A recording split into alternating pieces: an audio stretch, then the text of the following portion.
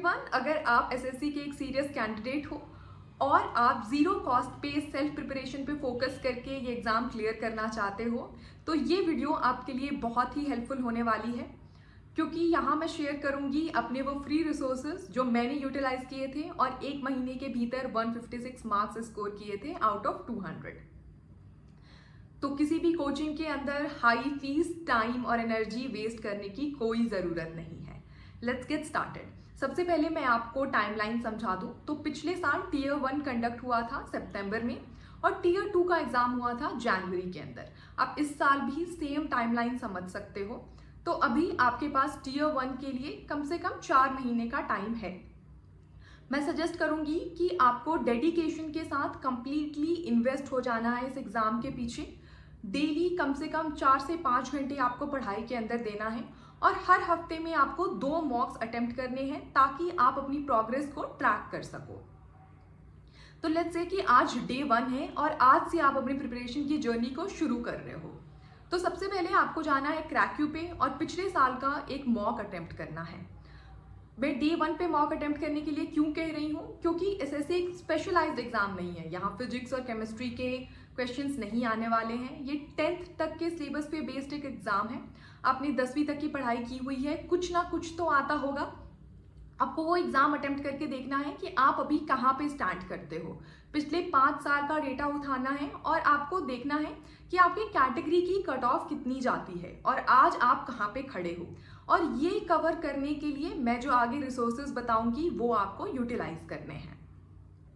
आपने एग्जाम दे दिया, अब आपके जो वीक टॉपिक है यानी कि जो क्वेश्चन नहीं हुए या फिर जो क्वेश्चन गलत हुए उन टॉपिक्स के ऊपर में आपको ज़्यादा फोकस रखना है। जो टॉपिक्स हो गए हैं, जो क्वेश्चंस आपने सही अटेम्प्ट कर लिए हैं, उसके पीछे आप उतना टाइम इन्वेस्ट ना करो। मैं सजेस्ट करूंगी कि आप प्रैक्टिस, जैसे जैसे आप और मार्क्स देते जाओगे तो आपको वो टॉपिक खुद ही और प्रैक्टिस होते जाएंगे। ओके, तो मैथ्स के अंदर में मैं सजेस्ट करूंगी कि आपको आदित्य रंजन सर की ये प्लेलिस्ट फॉलो करनी है। By far the best math playlist जो कि यूट्यूब पे अवेलेबल है। इन्होंने पर टॉपिक को इन डेप्थ जाके बेसिक से लेके एडवांस तक क्लियर किया हुआ है।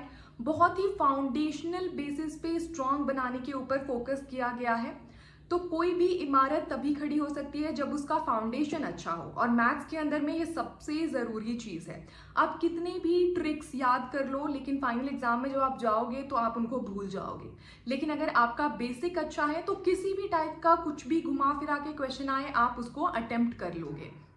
ये प्लेलिस्ट से आपकी फाउंडेशन बहुत अच्छी हो जाएगी। इन्होंने पर कॉन्सेप्ट को समझाने के बाद उससे रिलेटेड क्वेश्चन भी सॉल्व किए हुए हैं ताकि आपका प्रैक्टिस भी होता रहे। नेक्स्ट टॉपिक पे आते हैं जो कि है जनरल इंटेलिजेंस एंड रीजनिंग। इसके लिए मैं सजेस्ट करूंगी कि आप रैंकर्स गुरुकुल की ये विक्रमजीत सर की प्लेलिस्ट को फॉलो कर सकते हो। बहुत ही अच्छा रिसोर्स है। यहाँ पे आपको बेसिक कॉन्सेप्ट समझाया हुआ है और उसके बाद उससे रिलेटेड क्वेश्चंस किए हुए हैं। मैं सजेस्ट करूंगी कि आपका जब बेसिक कवर हो जाए, यानी कि आपने वो पोर्शन ऑफ वीडियो देख लिया है, तो आप पॉज करो। जैसे ही क्वेश्चन आए आप रुको और खुद से अटेम्प्ट करने की कोशिश करो।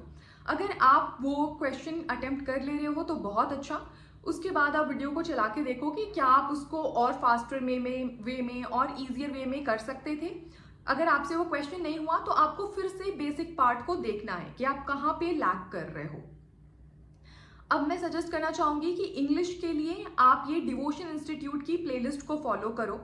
बहुत ही अच्छी प्लेलिस्ट है। यहाँ पे पर टॉपिक को इन डेप्थ जाके डिस्कस किया हुआ है। जो बेस्ट फीचर लगता है वो ये है कि बेसिक कॉन्सेप्ट के लिए इन्होंने अलग से वीडियो बनाए हुए हैं और फिर इन्होंने इन डेप्थ जाके एक्सरसाइज सेट्स बनाए हुए हैं। तो आप एक पूरा वीडियो देखो, बेसिक अपने क्लियर करो और फिर जाके पूरे एक्सरसाइज वीडियो को सॉल्व करो।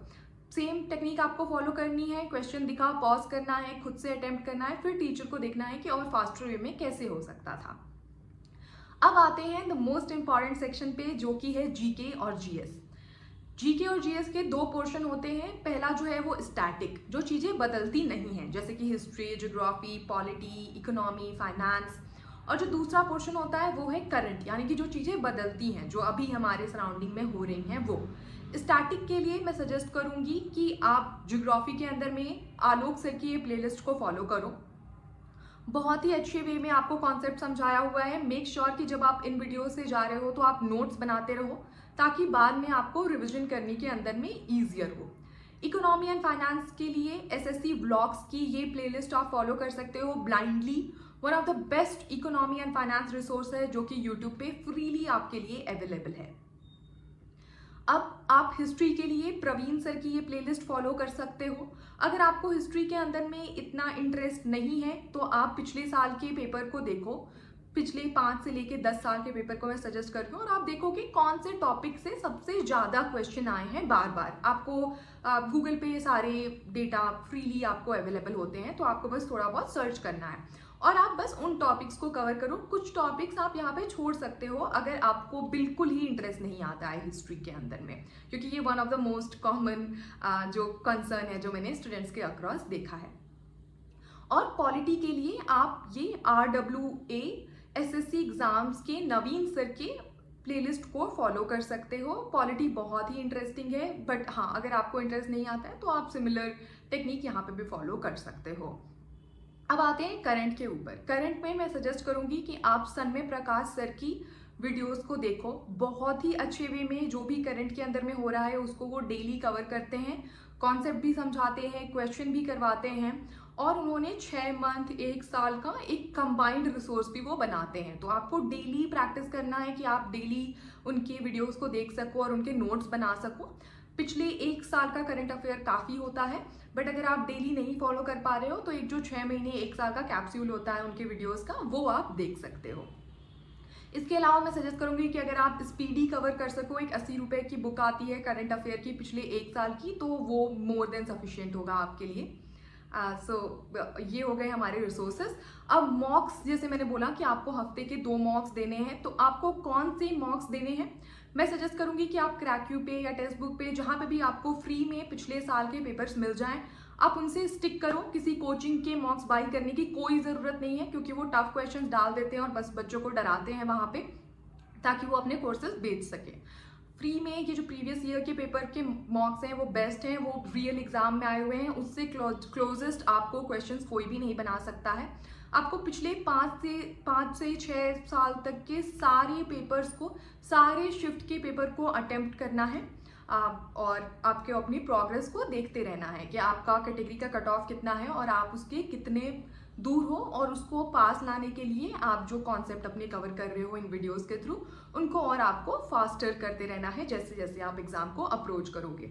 कम से कम मेंस प्रीलिम्स देने से पहले कम से कम आपको 30 से लेके 35 मॉक देने हैं, और जब टीयर 2 अटेम्प्ट करने जाओ उसके पहले आपने कम से कम 20 से लेके 25 केवल टीयर 2 के मॉक्स दिए हो। ये बहुत ही ज़्यादा ज़रूरी है।